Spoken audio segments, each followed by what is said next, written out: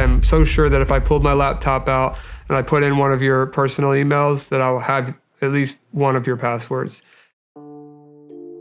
I have an address in where we're at right now with the zip code ending in 64 and a phone number ending in... All that on there? Yeah. This is the best kept secret in the entire world, says the ethical hacker, alluding to the dark web, a hidden space where countless secrets and dangers lie just beneath the surface. Let's talk about the dark web. So I hear a lot about the dark web. Well, Yeah, it's a buzzword. On it, you can find child on it. It sounds like it's just the black market, the new black market, correct? Yeah. So what? I've heard about it. I know about it. I know it's all stuff you shouldn't be doing. But how do you get on it? Where is it? Okay, so the dark web itself isn't a marketplace like what you're thinking. All right, so the black market or whatever you want to call it. Once you're connected to the dark web, Tor, the onion router, what I was explaining before, you still need to know where to go to visit these horrible websites. The dark web is often misunderstood, seen only as a place for illegal activity. But the ethical hacker warns that it's also a breeding ground for unseen vulnerabilities that could affect us all. Where this is happening, that everyday people use all the time. Facebook, Instagram, TikTok, Snapchat, Kik, WhatsApp, Roblox, Minecraft, Xbox, PlayStation. Xbox and PlayStation? Yeah, because you can chat with random people in games. They could represent themselves as whoever they want. Yeah, I mean, it's just, the list goes on. Anywhere where a human can communicate with another human, the child is not safe. So parents need to be watching that. What many don't realize is that while the dark web is infamous for its illicit content, it's also home to critical information that could expose cyber threats we never knew existed. And they're like, imagine a very long string of letters and numbers, and the website, instead of .com, it'd be .onion. You can't visit those websites in a regular browser. You have to do that while you're connected to the onion router, which you could download at the TOR's website. And then you could go to a thing called like the Hidden Wiki, and the Hidden Wiki will show you all different categories of these websites with a link to them. And there's marketplaces, there's horrible things on there, like you said, for kids, and even like for hire, there's counterfeit money, there's fake IDs, there are all kinds of different websites that do horrible things. The hacker claims that deep within the dark web lies a network of cyber criminals and exploitation so vast that it could reshape the way we think about internet safety. What is the onion router? So the onion router is a tool, an open source project that was created to anonymize your traffic on the internet. And it decentralizes, I believe decentralize would be the word for it, your internet traffic. It keeps you anonymous beyond a VPN. I would still recommend that you use a virtual private network on top of Tor if you want to be anonymous, but it's just a layer of security that's free, and it keeps it's like, for example, let's say you use Comcast for your internet service provider. They could see that you're using Tor, but they can't see what you're looking at. If you use a VPN and then you use Tor, they can only tell you're using a VPN, but they can't tell you're using Tor. So it's just an internet within an internet. So can I check my email through the dark web? Yes, you can go to any website. Would you recommend using the dark web to just do regular It's slow as hell. internet stuff? It's very slow, yeah. Yeah, I mean, you could, and it would keep you safer, but it's not a foolproof way to keep yourself safe, and it's painstakingly slow. Okay. Do you use the dark web? For investigations, yeah. What kind of investigations? For like the predator cases, yeah. So are you able to track these guys down from the dark web, even though they're technically anonymous? A lot of times it doesn't need to go that far. A lot of times these guys will use their regular emails, or they'll use an IP address that's been, they'll reuse for multiple emails, or their face that they're using as their profile picture. I can, find them from the same way I just found your face, or they're using a phone number that traces right back to them. The dark web, it's not really a huge part of catching predators, and While most are unaware, the ethical hacker insists that the dark web's secrets aren't just about illegal dealings. They hold the potential to reveal how hackers are breaching global security systems. I guess the only thing on the dark web, quote unquote, I hate that word, but the dark web, quote unquote, that I had access to was when I originally hacked the website that we're going to talk about.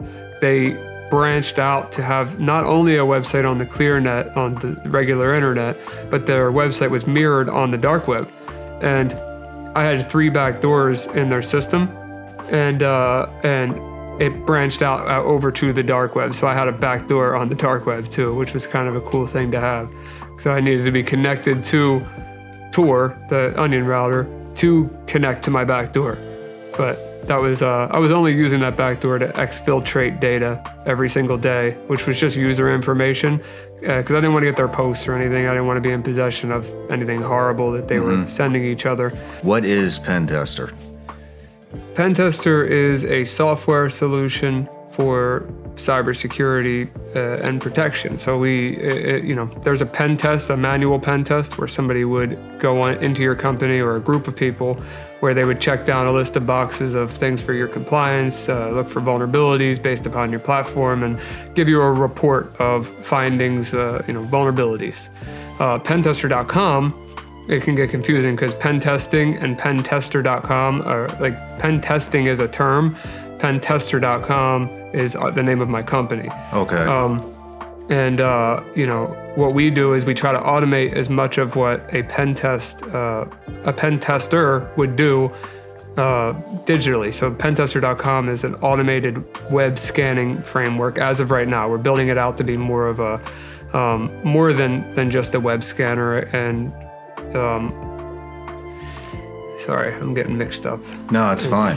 So let me just ask this then. So it's hard to explain, so I'm trying to make everybody understand. I get it, because I'm a dummy with this stuff.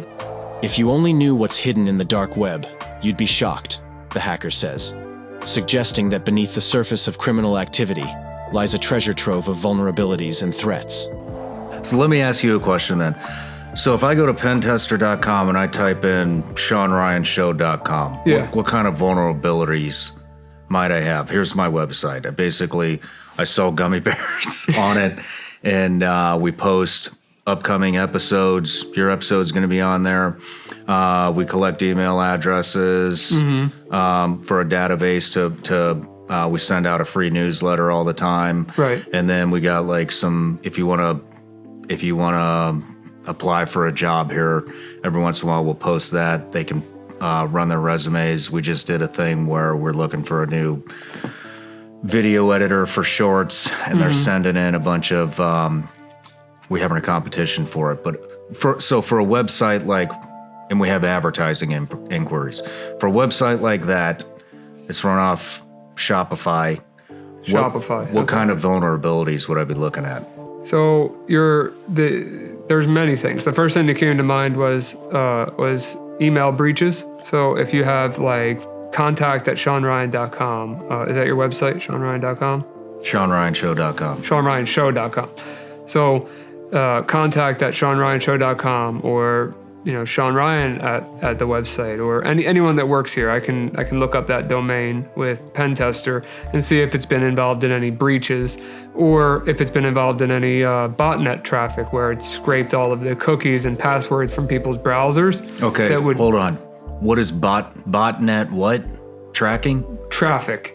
Botnet traffic. Right. So let's say you were infected with some type of malware, and that person grabs from your Chrome or your Safari all of the saved passwords and all of the sessions. Like a website, to be signed into a website, you have to have a session. So if I took that session and replaced mine with yours, now I'm you, without a password. So some of that stuff gets released on the dark web, or it's Tor. I like to call it Tor, Tor, the onion router. That's what the dark web is. But it gets released there, and sometimes on the publicly facing web. And The dark web is more than just a marketplace for illicit goods. It's a shadowy reflection of the risks we face in the wider digital world. And these hidden threats could impact everyone, not just the criminals. a lot of people aren't aware of what information is actually out there. So when you put your website into Pentester, you get a preliminary report that shows all of that data that has been exposed related to your domain name. Well, it goes a little further than that, because let's say it doesn't find anything. Maybe you're a brand new website and Shopify is doing a good job with all of the plugins you're using. Because remember, each one of those plugins is by an individual creator that could have messed up at any point in their code. So you're only as strong as your strongest plugin. So that's one thing there. Shopify has their own security, and then you have your own security based on your plugins.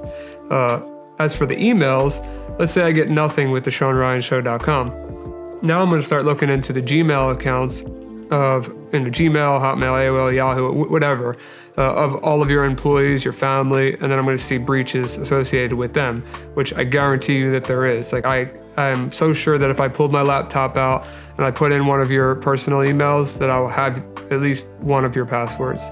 And that password could be reused for Shopify, or maybe it's used to access that list of data with your customers that you were saying you have the client list, the newsletters, the applicants for the jobs. Maybe it's the same password you use for that. And now I have access to that data that I could either ransom you with, I could escalate my permissions on Shopify with, and take over your entire site. Maybe it's the credentials to your social media platform, like YouTube, Instagram, TikTok, whatever you're on. Those credentials could be reused. So it is important, like as you said, using a password manager, because all it takes is someone like me, or with a bad moral compass, to take advantage of everything that you have. According to the hacker, these vulnerabilities aren't just theoretical, they're real, and they could be used to disrupt systems, showing just how interconnected the dark web is to the larger digital landscape. For example, if you were in 2019 LinkedIn breach or Dropbox, if you use any of that, like Vigilance Elite. I keep saying Vigilante, I'm sorry. Vigilance Elite. I do have this password. And I do have the address. Whose address? I have an apartment in. Interesting. I have an IP address for. I have an address in where we're at right now, with the zip code ending in 64, and a phone number ending in. All that on there? Yeah. And I have a lot more than that if you want to take a look yourself. Oh yeah, let me take a look. Yeah, I'm halfway through it, but you can scroll up and down. How do we clean this up? You can't. You just got to change. You got to change the information if you don't want it there. There is no way to get rid of it. Okay, so what? Oh my gosh. So that's why small and medium-sized businesses that don't realize that they're a target, they're more of a target than they think. They get attacked because they either have exposed credentials out there, or they're using old technology, and they just get grouped in with a ton of other people that are, similar targets. A lot of them don't realize they need to take their cybersecurity more seriously. And Pentester, this is kind of like a shameless plug, but for $50 a month, it's worth the money. We are the cheapest, to my knowledge, in the cybersecurity world, and we're not only giving you a software solution, but we're giving you a hands-on, manual confirmation for anything that we're not sure of. So for $50, if someone would have offered that to me prior to being a hacker myself, I was a little kid, but let's just say I wasn't ever, I'd be more than happy to pay $50 a month for something like this. This is just one of many things we offer. But what if the best-kept secret isn't just about finding those threats, but understanding the techniques and tools hidden on the dark web that could offer new defenses against these growing cyber dangers? Yeah, and we have more records than literally anyone else on the internet. So we're going to be able to tell you more than most most people. Some people are going to have access to these private databases that we have, as well as the public ones. But if you download certain other competition websites that say, sign up for other competition websites that say that they offer breach protection or the leak protection, breach or leak protection is what they'll say. They don't have a database as big as ours. I'm sure of it. I mean, I'm very confident in that. And this is without running, like I said, this is without running a scan. So, I'll keep the computer ready for when you want to see a face, but I'll show you how wild that can get. Let's do that. Oh, you want to see it? Yeah, let's do it. So describe what you're going to do. So I could do my face, your face, anyone's face that you want to do. Does it? You just tell me whose face. Yeah, we can do my face. Okay. It's going to be a lot of pictures of you, obviously because of your podcast, but. So basically what you're doing is you're taking a photo of me. It's going to do the facial recognition and find every image on the internet that has my face in it. Yeah. Whether I'm tagged in it or not. Yes. Like it's strict. You could find my face in the middle of the Super Bowl stadium. As long as it's on the internet. So yeah, let me take a picture and send it to myself.